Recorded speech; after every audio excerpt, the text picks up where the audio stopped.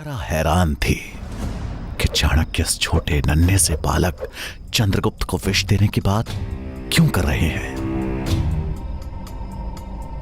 ये विष मैं चंद्रगुप्त को कैसे दे सकती हूँ? यशोधरा, तुम तो जानती हो कि विष ही विष को काटता है।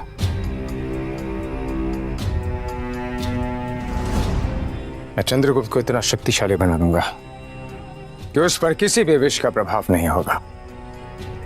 कल को जब वो सम्राट बनेगा तो उसके अनेकों शत्रु होंगे, किंतु तब तक यह विष उसका शत्रु नहीं, उसका मित्र बन चुका होगा।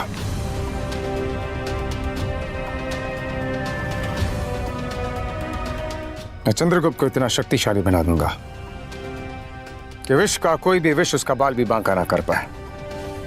और इसीलिए आज से ही उसके भोजन में थोड़ी मात्रा में विष मिलाने की प्रक्रिया मैं आरंभ कर रहा हूं। परंतु स्वामी, यशोधरा, आपकी लीला आप जाने क्या भगवान जाने।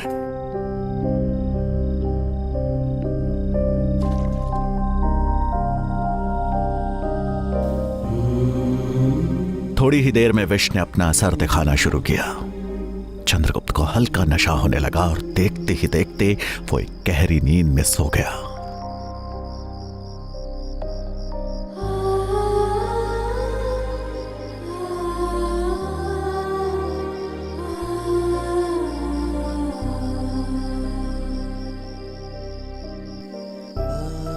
छोटे चंद्रगुप्त को इस तरह से सोते हुए देखकर यशोधरा उसे ममता भरी नजरों से बस निहारे ही जा रही थी।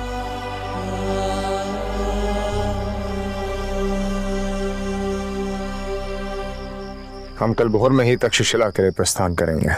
चंद्रगुप्त के राजा बनने की प्रक्रिया अति शीघ्र आरंभ होनी चाहिए, किंतु उससे पूर्व मेरा शंभोका का समझना आवश्यक है।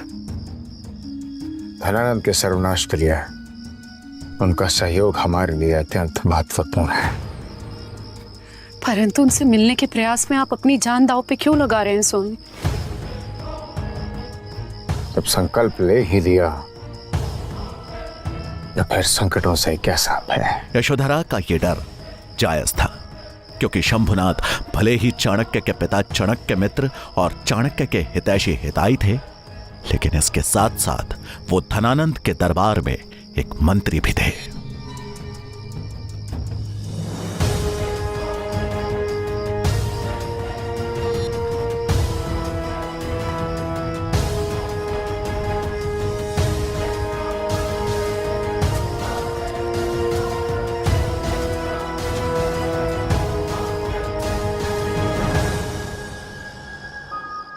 तभी शंभुनाथ अपनी पूजा समाप्त कर मंदिर से नीचे उतरने लगे। चाणक्य बगैर समय गवाए तुरंत उनके पास गए और अपना कंबल हटाते हुए उन्हें प्रणाम किया। तुम क्या काका? तुम्हें पता है, यदि किसी ने यहां तुम्हें देख लिया तो मृत्युदंड तय है। काका, मुझे इस बात का आभास है, किंतु आप चिंता मत कीजिए। इस समय किसी की दृष्टि नहीं है हम पे। मैं मात्र आपको यह बताने आया हूं कि धनानंद के सर्वनाश की प्रक्रिया आरंभ हो चुकी है। एक बालक को मगध का भावी राजा बनाने की शिक्षा देने के लिए मैं तक्षशिला लेके जा रहा हूं। और धनानंद को राज सिंहासन से उतारने के लिए मैंने जो योजना बनाई है वो आपके साथ के बिना सफल नहीं हो सकती, और इसीलिए आपसे मैं प्रार्थना करने आया हूं। उत्तरा, जैसे बूढ़े आदमी भला तुम्हारी क्या सहायता कर सकते हैं,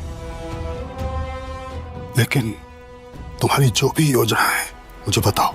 काका, मैं मात्र इतना ही चाहता हूं कि धनानंद के शासन के निर्बल पहलू पर अपनी दृष्टि रखें, क्योंकि उचित समय आने पर हम पहला वार उसी निर्बल पहलू पर करेंगे। तक्षशिला से शीघ्र ही लौटकर मैं आपसे मिलूंगा। मगध की नियति को बदलना आवश्यक है। मुझसे जो बन पड़ेगा मैं अवश्य करूंगा, फिर चाहे इसके लिए मुझे अपने प्राण ही क्यों न त्यागने पड़े। पुत्र, तुम जाओ, क्या कार्य करो। मैं बाबा विश्वनाथ से तुम्हारी कुशलता की कामना करूंगा।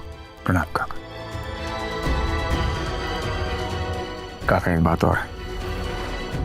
राजमहल के गुप्तचर आपके पीछे लगा दिए गए हैं। संभवतः मंत्रिमंडल में किसी मंत्री को हमारे मित्रता की भनक हो गई है, इसलिए आप जो भी करें सतर्कता के साथ करें। अवश्य पुत्र, तुम भी अपना ध्यान रखना। जी। प्रसाद। जय बाबा विश्वनाथ।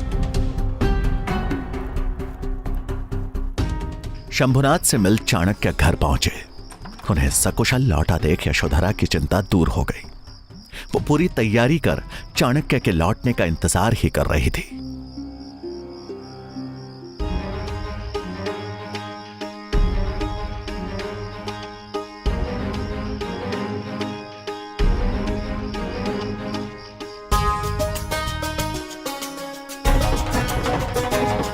सूरज की पहली किरण निकलने तक चाणक्य और चंद्रगुप्त मगध की सीमा से बाहर निकल चुके थे। कुछ ही दिनों में चाणक्य तक्षशिला विश्वविद्यालय के द्वार पे आ पहुंचे। तक्षशिला का भव्य द्वार। आओ।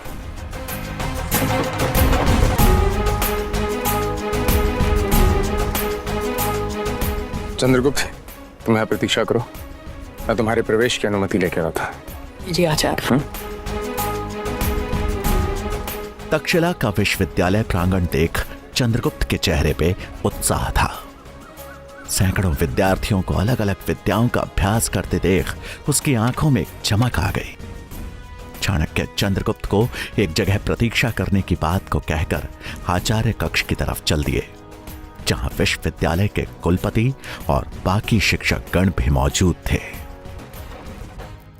कुलपति महोदय, शिक्षकगण,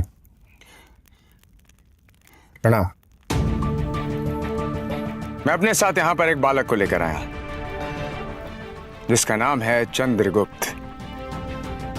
उसकी क्षमता का प्रशिक्षण करने के पश्चात ही मैं उसे अपने समक्ष लेकर आया।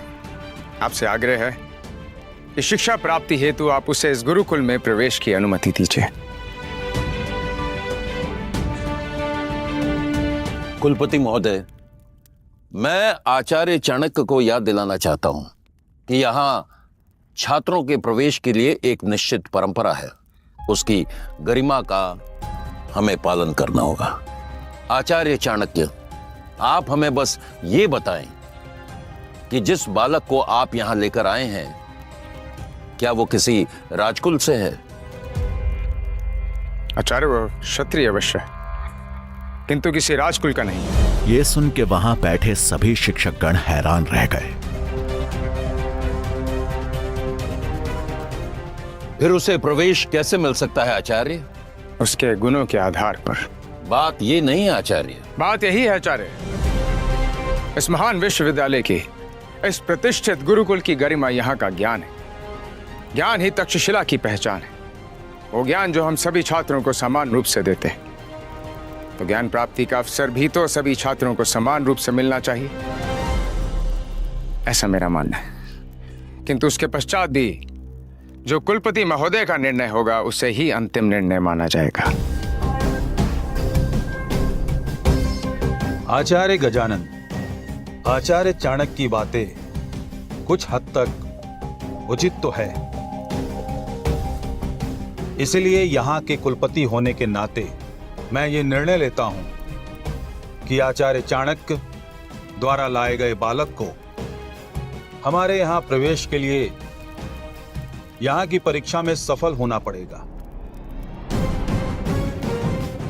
अगर वो सफल होता है तो तक्षशिला का द्वार उसके लिए खुल जाएंगे। मुझे आपका निर्णय स्वीकार है कुलपति महोदय।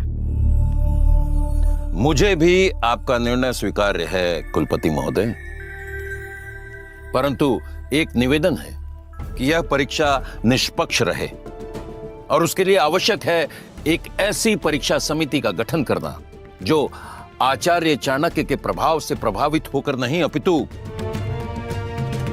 चंद्रगुप्त के गुणों को परख कर निर्णय ले।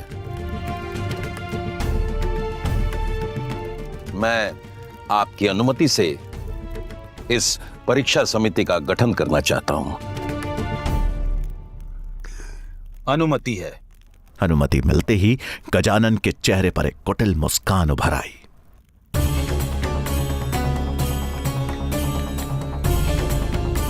अब देखता हूं कैसे मिलेगा चाणक्य के शिष्य चंद्रगुप्त को यहां प्रवेश।